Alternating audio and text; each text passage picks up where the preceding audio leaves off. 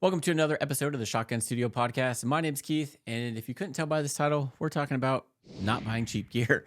And I've learned that, and especially recently with some stuff that we're going to go over that, long story short, it's better to buy the more expensive stuff, even if you can't buy it all at once, and then, buy it as you can, than buying a bunch of cheap stuff and then having problems or quickly outgrowing that gear to just turn around and then have to upgrade that gear anyway. And we'll go over some of that stuff, which also includes this Mac Mini that's sitting on my desk right here. But before we get into all of that, the microphone I'm using right now is the Shure SM7B. I just have this going into the Rodecaster Pro 2 on the SM7B setting from Rode. The only other effect I have is a podcast studio one, and then that's it. So that's the microphone I'm using. Nothing crazy. This is just what I had sitting on my desk. And I'm actually in the middle of doing a video comparing these two computers. So that's why I am actually waiting on a video to export from Final Cut Pro. So I figured I would take advantage of the time and record a video, which is actually weird because I usually record everything into Ecamm Live, and it's nice. I have a monitor over here where I can have a preview screen and can make sure I'm in focus and all this stuff and can control everything. Well, with the MacBook Air that I have right here, I can't have that going and then also have Final Cut Pro rendering or doing anything as well, because in the video, I tried to do that and it just completely crashed on me. It kept Ecamm Live stopped recording a bunch of times, and then Final Cut Pro kept crashing on me. So this video has been kind of a pain in the butt trying to do a bunch of multitasking on the MacBook Air. And so that'll kind of bring us back to when I decided to start doing YouTube. I do have 3 channels now, so I do a lot of different videos and a lot of length type of videos. With the podcasts, they're about an hour on our main channel. We do one a week. And so when I started doing a lot of research on gear I need for YouTube and computers and stuff, first thing I bought was a MacBook Air. And I didn't want to spend a lot of money to go with a MacBook Pro because those were pretty pricey. Although now looking back on it, I wish I would have. But I bought a MacBook Air because I didn't really know how much video editing I was going to do. And I didn't know much about computers and kind of what you needed for especially video editing. I do all my videos in 4K. So you do need a lot of processing power that I found out.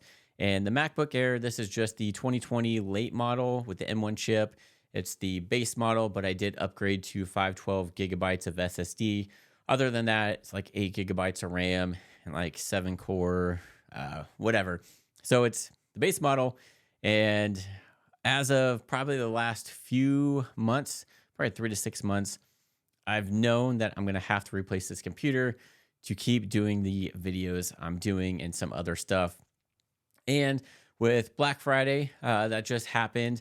I did a lot of research before that and kind of decided on a MacBook Mini, because I still want to keep this MacBook Air because I still use it for everyday stuff, my business and everything. So I didn't want to get another laptop. Plus, I didn't want to spend $2,000 plus just for a base model MacBook Pro. And then doing a lot of research, I really kind of ended up between a Mac Mini and a Mac Studio. And then looking at the performance, the price between the Mac Minis and then the Mac Studios, kind of where I ended up was the Mac Mini with the M2 Pro chip. And with that actually has 16 gigabytes of RAM. And I went with 512 gigabytes of SSD just because Apple charges $200 for every time you upgrade SSD. And I run all my videos and editing off an external SSD anyway, so I didn't need that.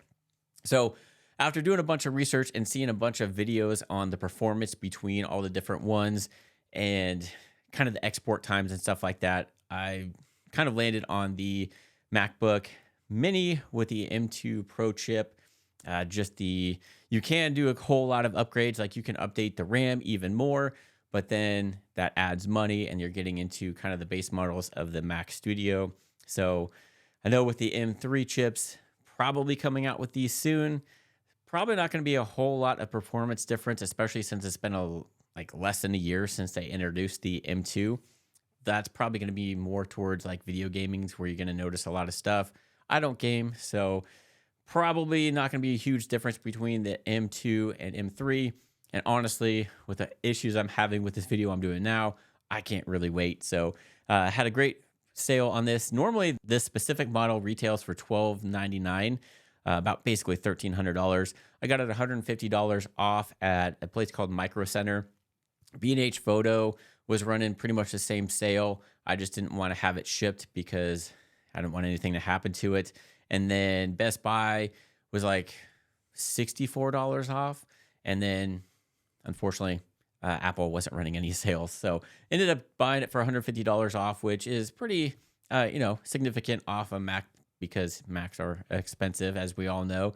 And so that's what I'm kind of doing this video on is right now, this is exporting a podcast. I went with a 41-minute long because a lot of the videos people were doing the comparisons with were only exporting stuff that were like 5-10 minute videos. And, that's not kind of what I need it for. I have like longer form content. So I wanted to see what the difference in time was between the export of a longer video in 4K between the MacBook Air and the Mac Mini. Like I said, I'm hoping it's going to be about double or twice as fast. So the computer is, I guess, one thing I kind of went cheap on, but wish I wouldn't have. I don't know if I'd be having the same issue if I would have just jumped into, at the time, it was just the M1 chips with the MacBook Pros. But of course, those are becoming outdated. And it seems like as soon as you buy something Apple, something else comes out and then you're like, crap. That's actually another topic that I'll do on another episode on as far as like all the updates to gear, especially like with Rode coming out with all this new crazy stuff and Apple updating, all the different M2, all the different chips and everything. So it almost seems like as soon as you buy it, it's immediately out of date. But this video is more about gear outside of the computers because that's completely different. I mean, if you run a PC, it's going to be different from the Mac. But going back to when I was doing research on kind of what I needed for a home YouTube studio, a lot of people probably, just like myself, listen to or watch Think Media, and they're great. They have a lot of useful information and they do a lot of gear things, but a lot of the gear that they recommend is on the budget friendly side. So a lot of cheap gear. And because you have a lot of people that are on a budget wanting to start a YouTube channel, so they kind of gear that stuff towards them, which is great because I had no idea. I knew nothing about lighting. So I didn't know if I needed a $500 light versus the $100 light that they recommended and stuff like that. So a lot of the initial recommendations on gear I got were from Think Media, and it's good, but then also bad because yes, you can get a lot of the cheap lighting set up, like the lights that I initially got, which I thought were going to be professional, but they ended up not being, where they were like newer LED, kind of like barn door panel lights. I think I bought like the 440 LED light version. And I quickly realized that if you want a professional looking setup, those barn door LED panels are not the way to go. I mean, if that's all you can afford and can work with, that's fine. I mean, they do work. And the good thing about them is they don't take up a lot of room. But I quickly was running into issues with them, not just the light not being soft enough, and they were kind of awkward to work with as well. Because just with those LED panels, you don't get a lot of soft light, and it's a pretty small area that they output. There are soft boxes. I tried 2 different soft boxes. One of them was like a squared soft box that was like, I think maybe 24 inches, but they were still square. It helped a little bit, but then I ended up finding like these round soft boxes with the diffusers in them, the diffuser grid, and they just go over them. And they work out okay, but they don't fit over the light well. So I had like one overhead, and it was awkward and didn't give you the nice even light that I wanted. And so I've been doing a lot more research on lighting, and it sucks because good lighting is expensive, but I now wish that instead of buying the LED panels at $150, then going through 2 sets of soft boxes, I could have just bought one good LED cob light and been good with that. And then later on bought another one, and then I wouldn't have to keep upgrading lighting and stuff. So I ended up buying, after the podcast episode I did on the gear acquisition syndrome that I had, I actually did really good and didn't buy a whole lot of gear since that episode. But then I did buy a new light, and that is the two lights I have now, which is the GVM SD200D. These are great lights. They're not like Aperture brand or anything, because the Aperture, for some reason, those lights are really expensive and like Godox. But GVM it's basically the same type of light. It's just a lot cheaper for some reason. It's, I guess, not cheap. I mean, it's still, I got it on sale for like 250 bucks, and that includes a light stand and then the softbox. Again, compared to the other lights, I mean, it is more expensive, but compared to a lot of the Amaran and stuff like that, you basically get the same light, just a different brand name, and it does the same thing. So I bit the bullet and ended up buying one of those, and it was great. And once I got that and set it up and kind of compared it between the LED barn door box lights I got, I'm like, okay, yeah, it makes sense on why these are more expensive, because they're a lot more professional. I have two different soft boxes for them. I have the lantern, and that helps with just allowing a lot of light to come in. And then I've recently bought a second one. Once I realized how good this one was, I'm just completely ditching those LED light panel ones and going with these. So I bought them both on sale. I actually traded in, when I got the Rodecaster Pro 2, I did not need the gain boosters anymore, so I traded those in. I had three of them that I sold back to B&H Photo, so I had like a $90-some credit that I used on the second light. And man, I wish I would have just bit the bullet and bought these initially, because I wouldn't have had to spend the initial money on the lights and then gone through different soft boxes just to end up with these more expensive lights. Anyway, I'm probably going to sell the other ones just because I don't have any use for them now. But again, you're not going to recoup that money because you're selling used gear. And I don't know how many people are interested in that type of stuff where I'm at. I don't know how many people in Kansas City do YouTube. You can't really use them for photography. I guess you can if you're an amateur, but some like professional guys not going to want to buy those. So lighting is definitely where you don't want to buy cheap gear, because you're going to end up regretting it anyway when you have to end up buying the more expensive stuff. So if you can swing it, definitely, even if you can only buy one, you can definitely, if you buy a big softbox, you can get away with just one light. I bought two just because I have a really long desk, and I have through 2 to 3 people, sometimes 4 people on the main podcast. So it's hard to light up that many people with just one light. But if it's just you or maybe somebody else, you could totally get away with just one light, and depending on how you place it, it'll work just fine. And then that way you're not buying a cheap light and then spending double the money again on buying a different one. So again, lighting, one I would not go cheap on. Microphones, I've bought a lot of microphones over the years, and obviously this one, the Shure SM7B, is the most expensive one I bought.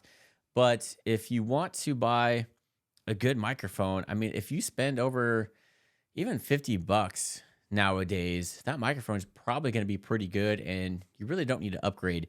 You don't need the Shure SM7B to get a good sound like this. The Lewitt LCT 240 Pro is like a quarter of the cost, and it sounds amazing. There's a lot. The SM7X that I have is a fraction of this cost, and it sounds great. So I think microphones, you don't really have to worry about buying cheap ones unless you buy like a $20 Amazon one, and then you're gonna have to upgrade that. But and also look for used gear, like even with lights, cameras, and microphones. I bought this microphone used, and it basically seemed brand new. It works, and it was cheaper than spending $400 on it. But I don't think you have to really worry about microphones as far as you're going to outgrow, unless you're using specific like shotgun mics or something. I guess I don't regret buying any of my microphones because I still use all of them. I use them all. The only one I don't use is a Blue Yeti X, which I thought I was going to use for like Zoom calls and stuff, but I don't use it anymore. So that's really the only microphone. Otherwise, I love all the microphones. I use them. They all sound great.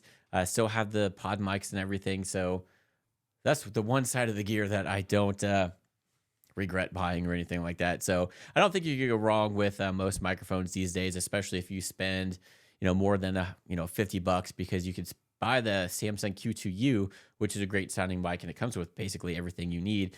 And that's, I mean, you can find it on sale for $50 sometimes. I think when I bought it, it was around $65. But again, that's microphones are a different story. And then just all the other stuff that goes within your set. So there's like all this stuff that I bought that I thought I would use and I don't. A lot of them being like little mounts to put on like a C stand or a tripod to mount my, iPad so I can monitor myself. I used it once and haven't used it since. So that's like something I wasted money on. I thought, okay, yeah, I'll use this, but then I have Ecamm Live that I monitor everything on, so I don't really need to monitor my iPad as well. And then I was also looking into teleprompters, which I'm glad I didn't dive into that because my camera I have too far away to even use a teleprompter anyway. So luckily I didn't go that route. But then just all the, there's other like little small stuff that you buy thinking, it's cool, it's cheap. Yeah, you're going to use it. But then a lot of times you end up not using that. So before I buy anything now, I kind of really think about, all right, am I going to use this on a lot of videos, and how is this going to make my production better and or quicker or more efficient? And then if I think about it and I'm not 100% sure, then I usually stop buying it now. Like I don't buy those things. And then I do a little bit more research on, well, if there's this and it's cheap, maybe there's something better or something alternative that I can use that'll make it better instead of buying this little cheap thing that I'll probably never use again. So I have a different mindset now from that episode where I talked about having gas and acquiring all this gear, which it's hard not to because I do watch a lot of YouTube videos, especially on studio setups, and then you have all your subscriptions coming out with all this new gear that came out, and then it's like, cool, I want that. Normally I would just go buy that, and then it's like, okay, well, I may have used it once or twice, and then never use it again.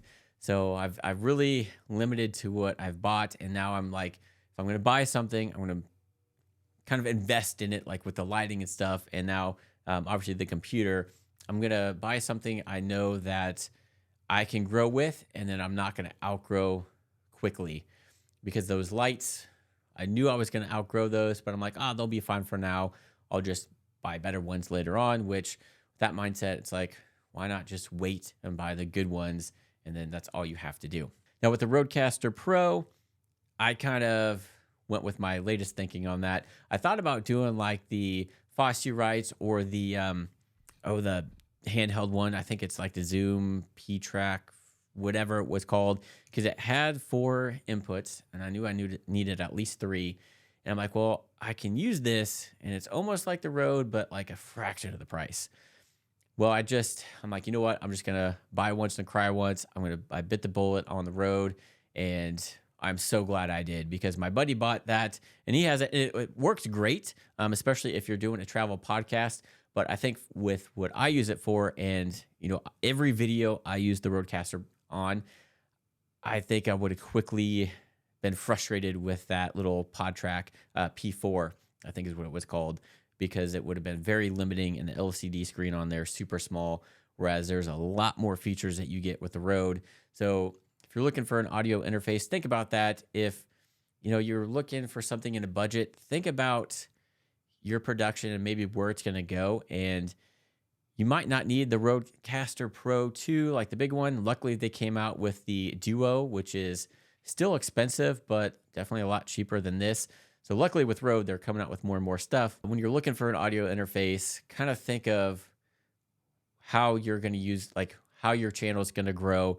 If you're going to need more than 2 inputs, maybe look into the Rodecaster Pro at that point, because it's better to buy once and cry once than buy a P-Track 4 or a Fossi and then have to eventually dump money into upgrading to a Rodecaster at that point. Then you're out the money for the Rodecaster and that previous interface that you had, and you're never going to recoup your full amount of money trying to sell it used gear. You're always going to lose money on that. So just kind of, I guess, think about how you can evolve and what you may get into, and then would it be beneficial to buy the more expensive gear?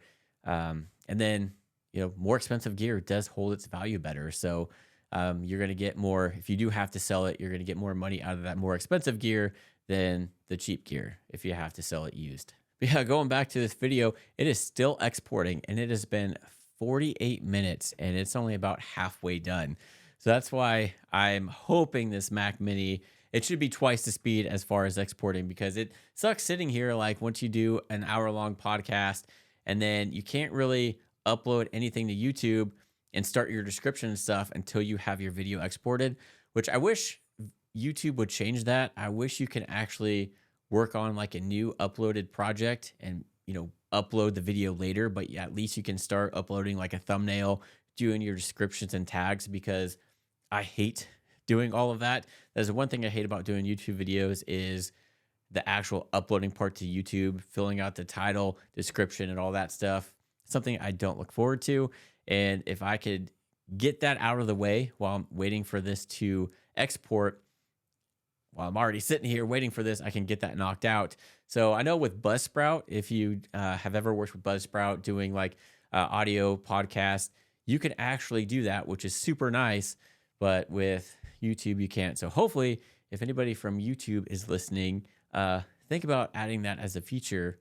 Or if there is a way, let me know, because that would be really awesome if I can do that. Oh, and I guess I haven't mentioned the elephant in the room here. I do have a different background. I guess I should have realized that initially. So this office, if you watch the video of the studio tour I did, I had that set up for a long time. And when I got these tactical wall panels behind me for my main channel, which is a firearms channel, I thought this would be a really cool background. And I can actually I have this room set up to where I can rotate everything 90 degrees and have two sets, which is nice. The only problem is having to rotate everything 90 degrees is kind of a pain in the butt, especially since I have a C-stand with an overhead mic and a camera here, and then two lights that I got to do. The desk isn't a big deal because everything is, if you watch the video, everything is mounted to the desk, and it's on wheels, so it's literally just moving that. But then I have to move a recliner and a table and some other things. It's kind of a pain in the butt. So I'm thinking about doing more videos with just this background, maybe with a new feature in Final Cut Pro. Actually, you can change backgrounds without having to do the whole green screen thing. So I might try that out. But yeah, that's why this setup's a little different. This is my main channel and main podcast setup, but I can rotate everything 90 degrees to get that original background that I have with this channel that you've seen in all the other videos. And I've noticed ever since I've upgraded to this GVM LED lights, the setup is a lot sleeker. It's a lot more clean looking. It doesn't look quite as a mess as the other one did, because I did have, two lights as like my main key lights, where I started off with one and then I had an overhead light, and just the way I had it set up, it looked kind of messy and there were a bunch of different cords going everywhere. Whereas now I'm going to do a separate studio tour on this setup here. It just looks a lot more clean. I do have, with this latest Black Friday, I did get suckered in and bought more stuff, but I bought better stuff to where I know it's going to make the channel better and I'm not going to outgrow it. I'm going to grow with it. And other than the Mac Mini and this extra light I got, obviously a hair light is what a lot of people do as like a third point of lighting.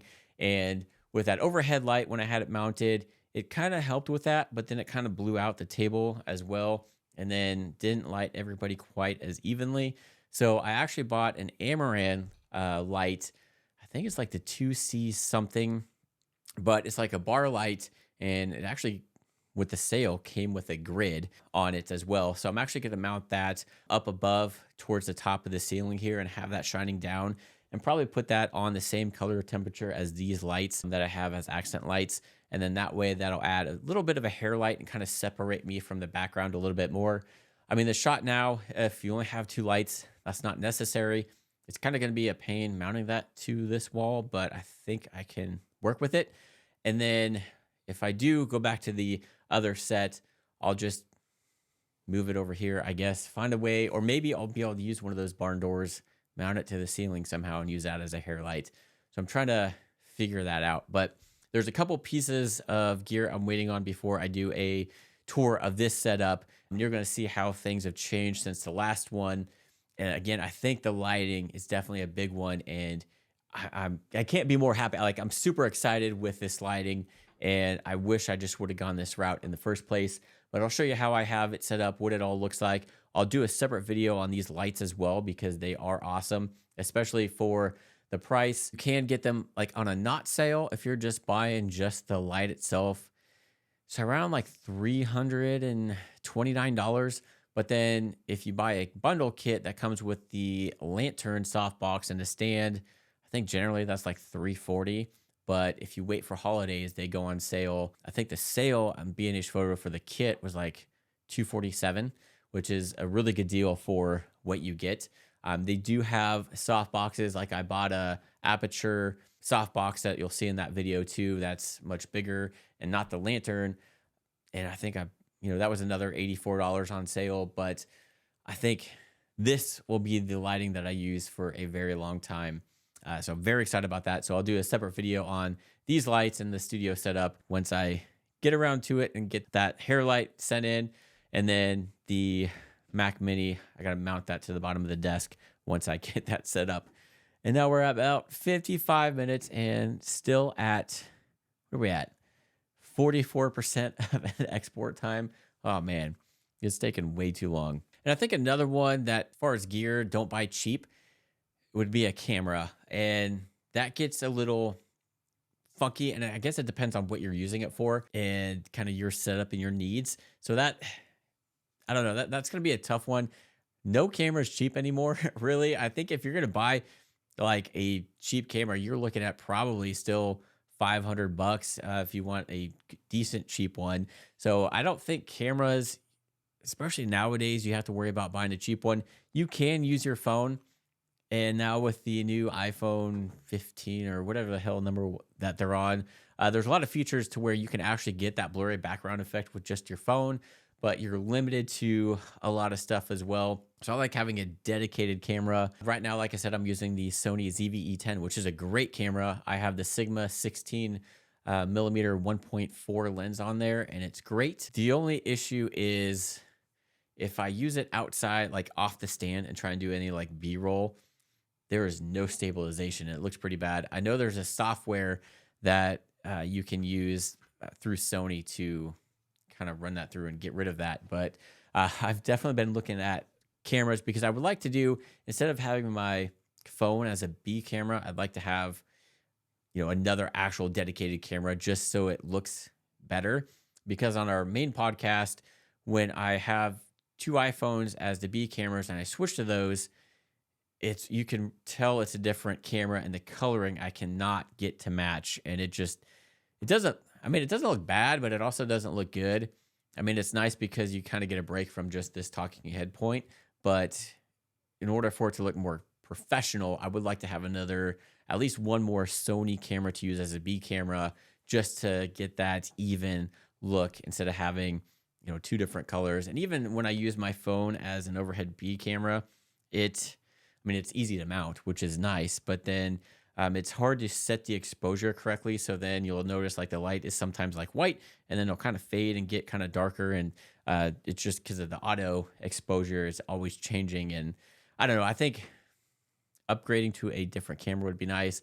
I'm undecided. I don't think I want to do another Sony ZV-E10 just because you get a lot more features with, like, what I'm looking at is probably the FX30. Mainly because there's a lot more better features with that, but it's still the APS-C camera, so I can still use this lens on, going back and forth. If I could, I would love to get the Sony A7 IV, but that, just the body only, is like over $2,000, whereas the FX30 is, I could usually find it on sale for about $1,400 through B&H. I have a EDU, I'm part of their EDU program. So with that, it's about like $1,450, I think. And then I can either use the same lens, or I'm thinking about getting the 11 millimeter, just because with the APS-Cs, you're that 1.5 crop that you don't have in a full frame camera. I thought, again, the full frame cameras would be nice, but those lenses are a lot more expensive. So not only are you paying a lot more for the bodies of those cameras, but I mean, you're looking at minimum $1,200 for a good lens for one of those. Whereas if I buy the FX30, it's more the cinema line camera. So there's a lot more features and stuff that you can do, but it will use the same lens as this camera. And that 1.5 crop isn't a big deal for what I use it for. Like I said, this is the 16 millimeter, and I do have the camera quite a ways away, probably, I don't know, 6 feet or so, just to get this shot right here. But if I use the 11 millimeter, I'll be able to bring it closer. And I mean, that is like a $400 and some lens versus if I went full frame, you're looking at like $1,200. So I priced it out the other day and it was like over 3,000 if I went with the setup with the Sony a7 IV versus just under 2,000 for the FX30. So still looking at that. Again, with these cameras, even buying the cheaper Sony cameras, I don't think you're going to outgrow those if you're just doing talking head photos like this. I think that's one thing. If you even buy a budget-friendly camera like the Sony ZV-E10, you'll be fine. Shoots in 4K, does, up to 60 frames per second in 4K, and then it does 180 or 1080 in 120, but then there's still a crop. It crops even more, but I don't do a whole lot of that. So, but yeah, cameras are, I don't think something you can really actually go cheap on, because unless you buy a point and shoot camera, but most of us aren't going to use those. Whether or not you buy a cheap camera like this one I have here, even though, $600 isn't cheap, buying a decent lens that looks good. Kit lenses are fine, but they're not the best. It's enticing to pay a little bit more and get the kit lens. But then if you look at the lenses, I mean, usually you're not going to get a good f-stop with those kit lenses. It's better just to buy the body and lens separately. And generally it's even cheaper depending on which way you want to go. So I wish I would have bought the ZV-E10 without the kit lens, because that would have saved me money, because I've never used that kit lens. But at the time, that was when COVID was happening and I bought the last camera. So I'm glad I did that. But I digress on gear. I can talk about gear for a long time. And the MacBook Air finally stopped exporting. It took an hour and 1 minute to export that. What was it? 41-minute video. And it's not like I had a lot of crazy stuff. It was one video, which is basically this in 4K. And then I had the audio file just underneath that. And I added an intro, which is pretty simple, and then a couple of subscribe buttons. I don't have any effects or anything installed. I don't do anything crazy. So it's basically just that one footage. I don't even have any B-roll in there or anything on top of that. So it's just one layer of one 4K footage, the audio file below that, and a couple other things. And it took an hour for an export of a 41-minute 4K file. So keep a lookout on this channel for the video on the MacBook Mini if I can ever get that done. If I hopefully stop having issues with this one and can get it hooked up and done. So keep a lookout for a video on that. But again, let me know down in the comments if there's anything that you guys regret buying cheaply and then ended up having to spend more money upgrading that gear. Maybe what you guys recommend as well, if somebody's on a budget for maybe buying something a little bit better than, the cheap stuff. Again, I like Think Media. They have a lot of good information, especially if you're new to YouTube and doing all this stuff, but I don't always agree with the gear that they recommend. Heck, they recommend like webcams as cameras, and that's for YouTube videos these days. That's not, no, don't do that.